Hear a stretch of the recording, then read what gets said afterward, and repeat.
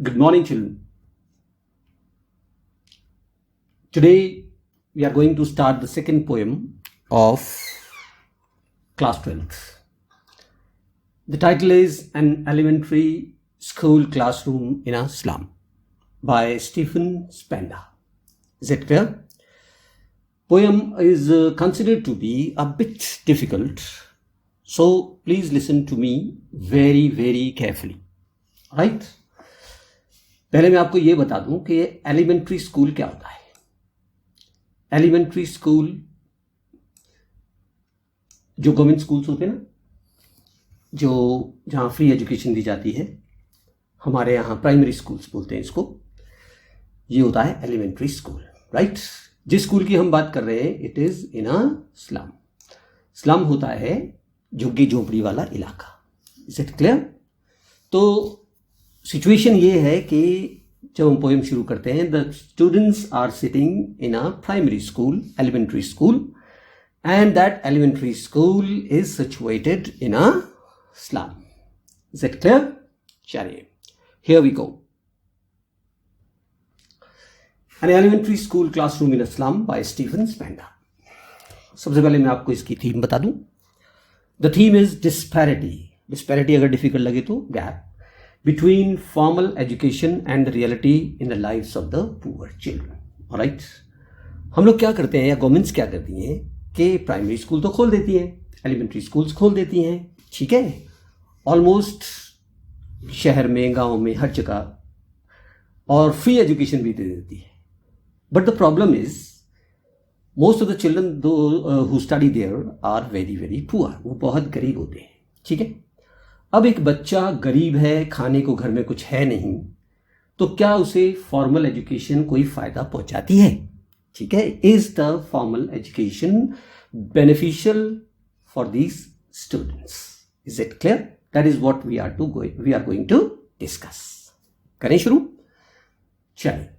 Far far from the gusty waves these children faces. ठीक है? दूर, बहुत दूर है ये जो स्कूल लोकेटेड है ना, और जो चिल्ड्रन जहां बैठे हैं, ये बहुत दूर है. कहां से? गस्टी वेव से दूर. Gusty waves means the strong waves of the sea. ठीक है? और यहां पर नेचुरल सराउंडिंग्स रिप्रेजेंट करता है. यानी the school is far, the children are sitting far far from the natural surroundings. ठीक है? समुद्र की खूबसूरत लहरों से दूर. ठीक है? देखो जरा इन बच्चों के चेहरे. Like rootless weeds. Now these children are compared to rootless weeds. ये जो rootless weeds है. Now the first question comes कि why are the children compared to rootless weeds? ये rootless weeds से क्यों compare किए जाते हैं? Weeds क्या होते हैं? Unwanted plants होते हैं. ठीक है? Weeds की कोई देखभाल नहीं करता नेचर में. Alright? No one cares कि वो जिंदा है या मर गए हैं, बल्कि उनको उखाड़ के भी फेंक दिया जाता है कई बार. राइट?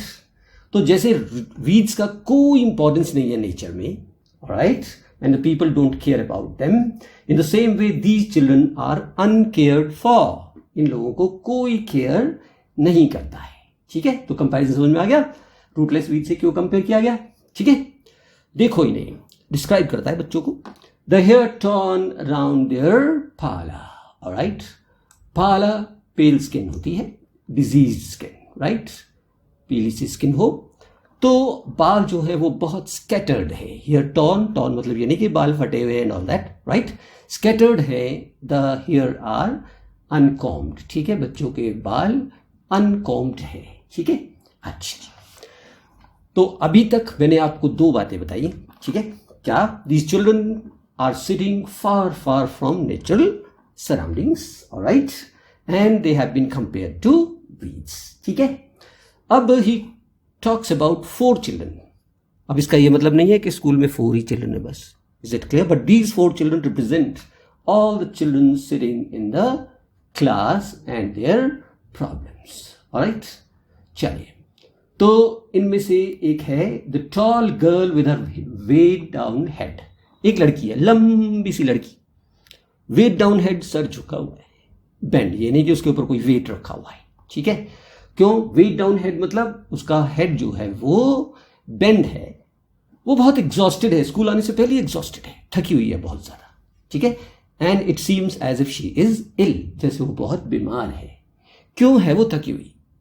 गरीब फैमिली की है बच्ची। सुबह सुबह माँ बाप ने उठाया होगा, चलो भाई चलो पिन्नी उठाओ, ये काम करो वो काम करो। She has been exhausted, right, और ढंग से खाना खाया नहीं और स्कूल आ गई तो कैसे पढ़ेगी वो?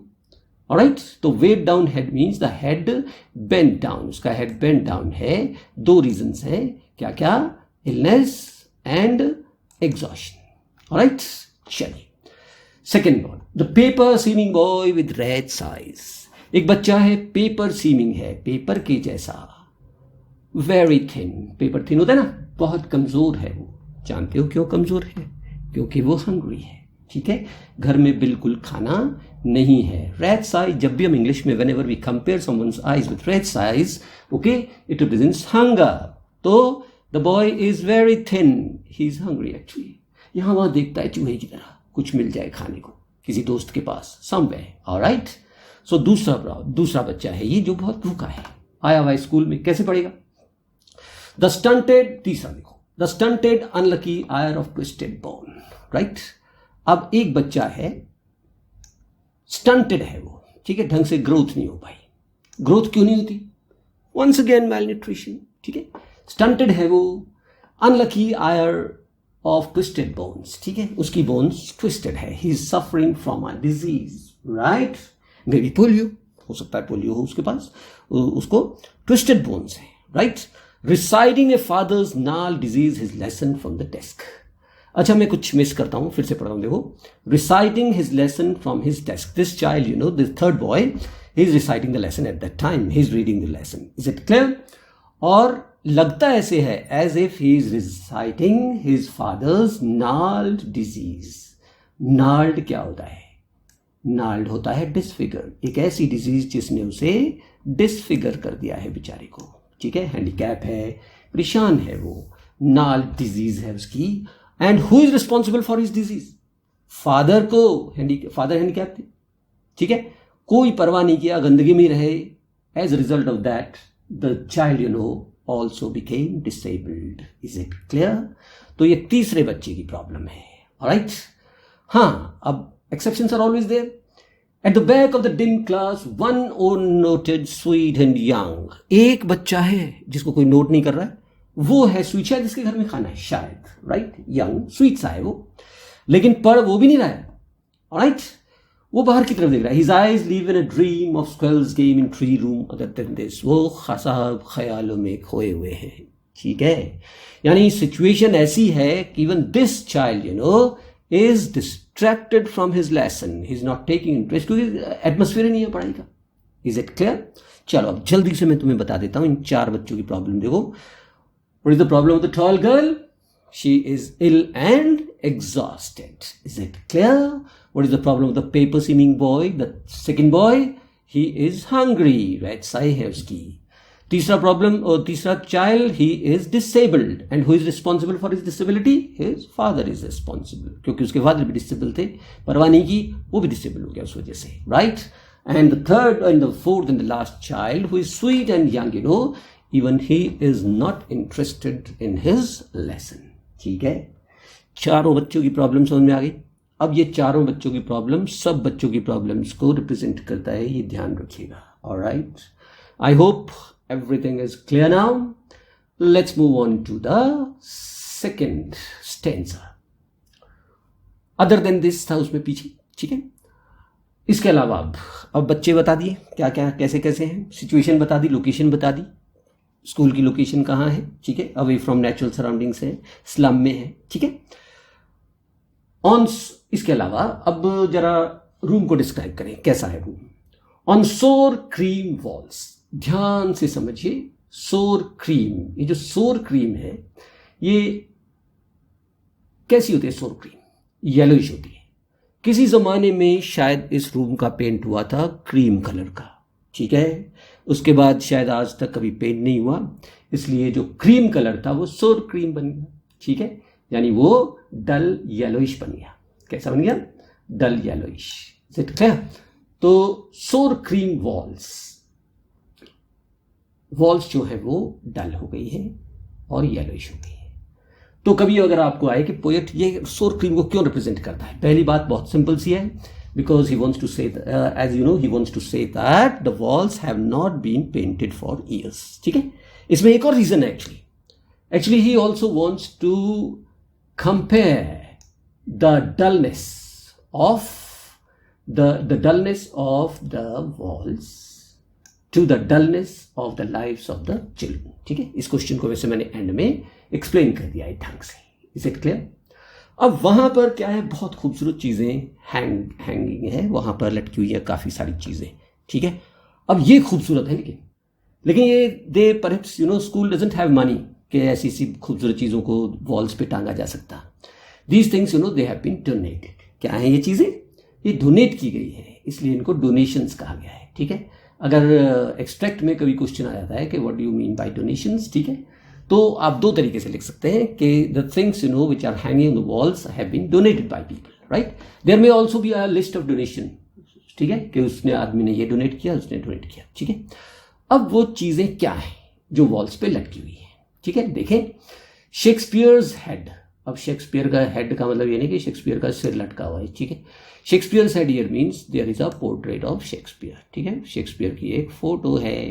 ऑलराइट, एक फोटो है शेक्सपियर की.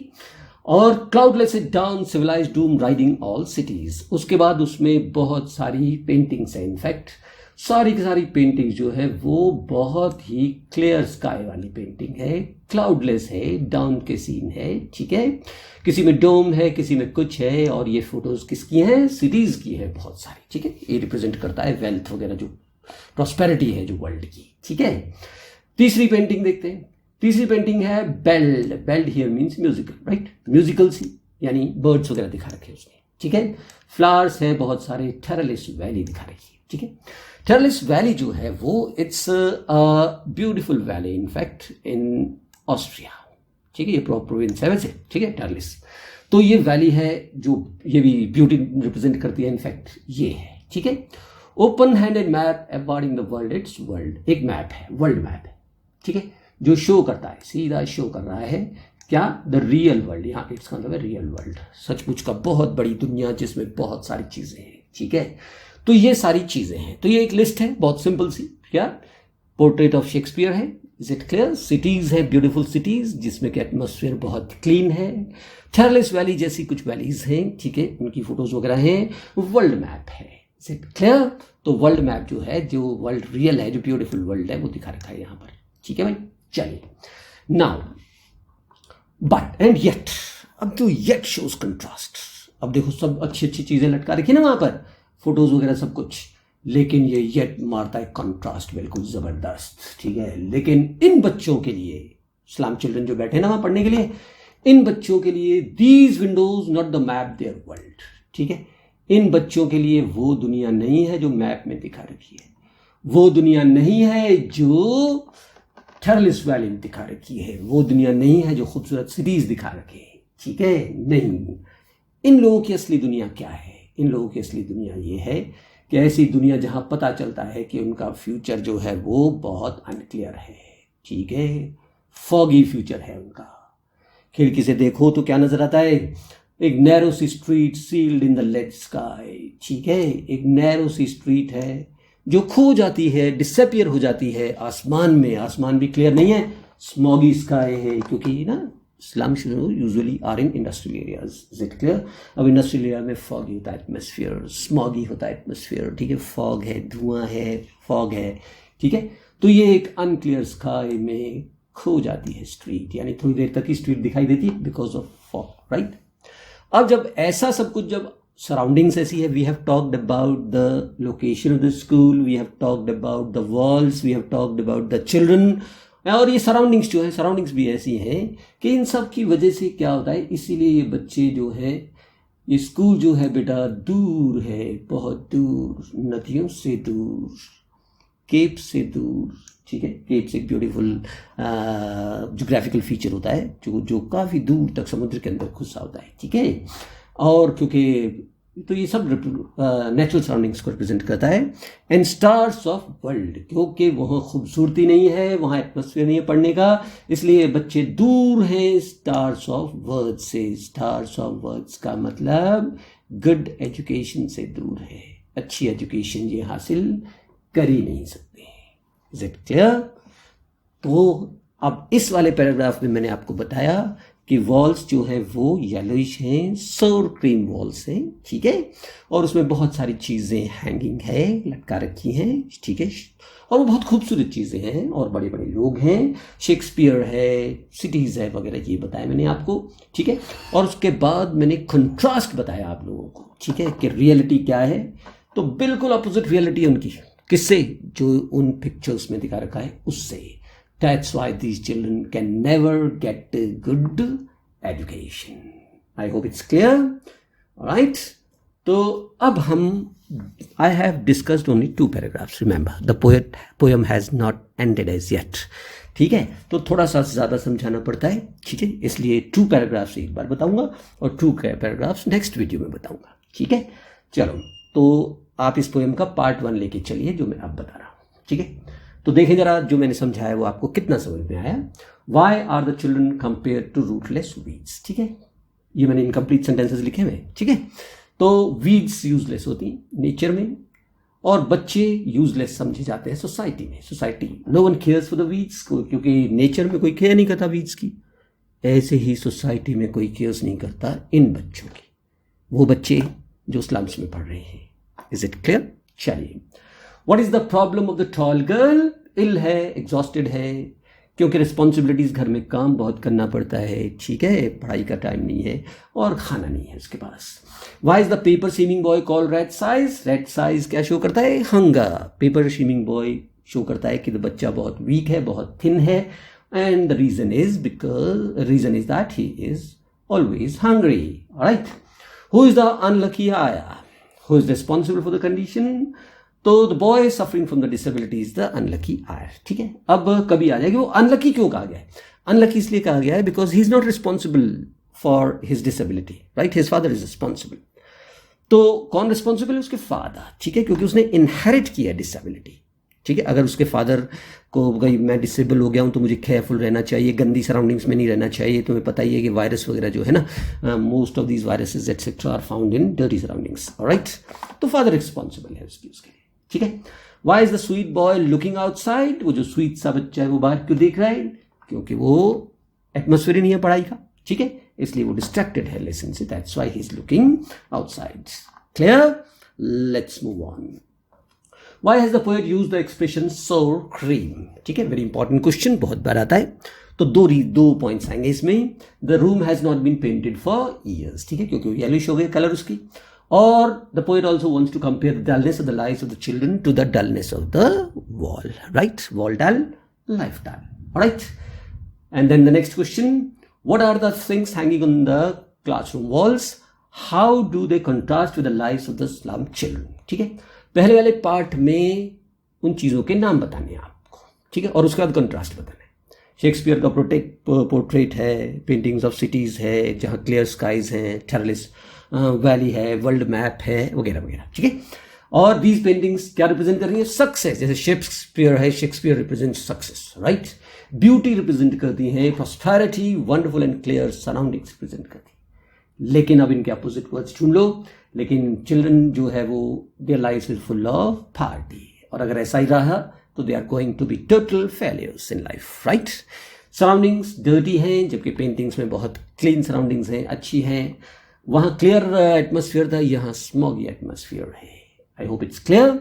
सो this is what I wanted to make it clear to you all, right? And that is the end of the part 1, right? I have discussed only how many? 2 stanzas in this part, right? And part 2 will be uploaded tomorrow itself. Is it clear? आज मेहनत करो और इन चीज़ों को देखो, right? And let me know if you still have any problem. All right? Thank you. Have a nice day.